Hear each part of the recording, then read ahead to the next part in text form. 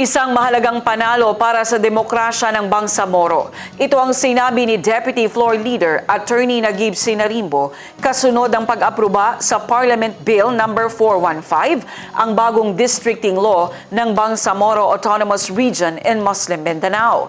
Ang News Now sa report. Bilang Chair Committee ng Local Government, ang komiteng naatasang magsuri at mag-aral ng 6 na panukalang districting bills kasama ang Committee on Rules, iprinisinta ni BTA Deputy Floor Leader Nagib Sinarimbo ang Committee Report No. 196 sa plenaryo araw ng Lunes. Sinundan ito ng masinsinan at halos 10 oras na deliberasyon kung saan tinalakay ang mga probisyon ng panukalang batas, tinugunan ng mga legal at konstitusyonal na isyong itinuro ng Supreme Court at pinalinaw ang mga usaping mahalaga sa pangunawa ng publiko. Ayon sa mga mambabatas, ang mahabang interpelasyon at debate ay nagsilbing bukas na plataporma para sa malinaw na pagpapaliwanag ng nilalaman ng batas at sa paghubog ng isang balangkas na tumutugon sa mga pamantayang konstitusyonal at sa itinakdang schedule ng halalan.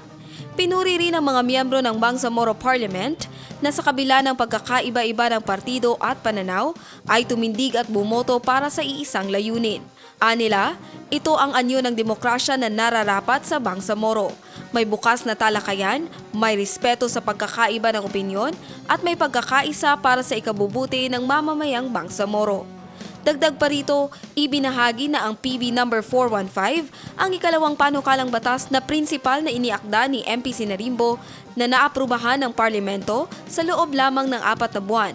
Patunay ng buhay at matatag na kooperasyon ng mga Bangsamorong mambabatas sa pagsusulong ng mga batas na may malinaw na benepisyo sa rehiyon.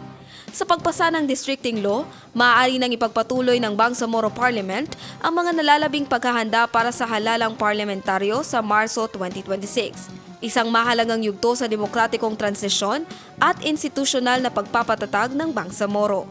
Jen Garcia, iMinds, Philippines.